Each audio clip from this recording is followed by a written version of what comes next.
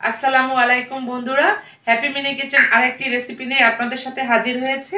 আজকে আমি আপনাদেরকে দেখাবো দেশি হাঁসের মাংস ভুনা। তো পুরোটা সময় আমার সাথেই থাকুন, দেখতে থাকুন দেশি হাঁসের মাংসের ভুনার রেসিপি। এই হাঁস রান্না করতে আমার যা যা লাগছে, এখানে আমি 1.5 কেজি পরিমাণে হাঁসের মাংস নিয়েছি, ছোট ছোট করে কেটে নিয়েছি।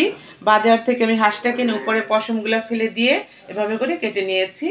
আদা রসুন পেস্ট, দারুচিনি, এলাচ, তেজপাতা, ছোট এলাচ বড় এলাচ দুটোই নিয়েছি, লবঙ্গ, গোলমরিচ, পেঁয়াজ কুচি, কাঁচামরিচ কুচি, জিরা ধনিয়া পেস্ট, আদা রসুন পেস্ট, হলুদের গুঁড়ো, মরিচের গুঁড়ো, লবণ, ভাজা জিরার গুঁড়া, আর লাগছে এখানে দুধ। এটা হচ্ছে নারকেলের দুধ।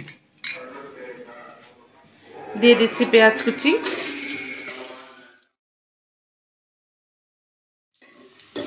একটু নেড়ে চেড়ে নেব।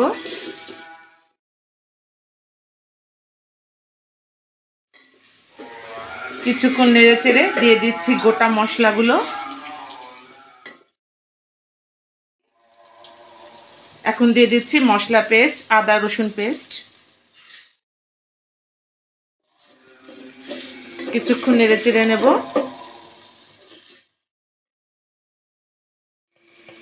দিয়ে দিচ্ছি হলুদের গুঁড়ো 1 চামচ, মরিচের গুঁড়ো 1 চামচ, লবণ 1 চামচ, আর এখানে আছে জিরা এবং ধনিয়া কাঁচা, যেটা ওটাকে আমি বেটে নিয়েছি। মশলাটাকে ভালো করে কষিয়ে নিতে হবে। বন্ধুরা, আমার এই রান্নাটা যদি আপনাদের ভালো লাগে তাহলে অবশ্যই আমার চ্যানেলটি সাবস্ক্রাইব করুন, লাইক কমেন্ট শেয়ার করে আমার পাশে থাকুন। আর পাশে থাকা বেল বাটনটি অবশ্যই ক্লিক করবেন, যাতে নতুন নতুন ভিডিও আপলোড দেওয়া মাত্রই আপনারা নোটিফিকেশন পেয়ে যান। আর বন্ধুরা, এই রান্নার পুরো প্রণালী, বিশেষ করে মশলার যে কতটুকু পরিমাণ, সেটা আমার লিঙ্কে দেওয়া থাকবে, আপনারা ওখান থেকে দেখে নেবেন। মশলাটা কষানো শেষ, এখন দিয়ে দিচ্ছি মাংস, হাঁসের মাংস। বন্ধুরা, এখন হচ্ছে শীতের সিজন, এখন বাজারে চাষের এমনি গ্রামীণ দেশি যে হাঁস ওটাও পাওয়া যায়। তো আপনারা চেষ্টা করবেন গ্রামের যে দেশি হাঁস সেটা আনতে বাজার থেকে বেছে। আর চাষের হাঁসগুলো কি হয়, ওটা রান্না করার সময় আলাদা কিছু মশলা ইউজ করতে হয়, ওটাও খারাপ না। তো যখন যাচাই করতে যাবেন চেষ্টা করবেন গ্রামের হাঁসটাই আনতে। এখন ভালো করে কষিয়ে নেব।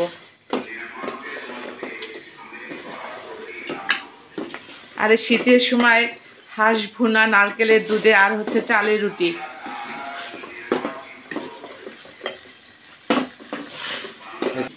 ভালো করে কষিয়ে নিতে হবে। হাঁসের মাংস যখন আপনারা রান্না করবেন তখন ভালো করে কষাবেন, তখন আর দেখা যায় যে ওই হাঁসের জ্বালাদা একটা গন্ধ ওটা থাকে না। এই কষানোর উপর নির্ভর করে হাঁসের স্বাদ, যত বেশি কষাবেন খেতে তত বেশি স্বাদের হবে।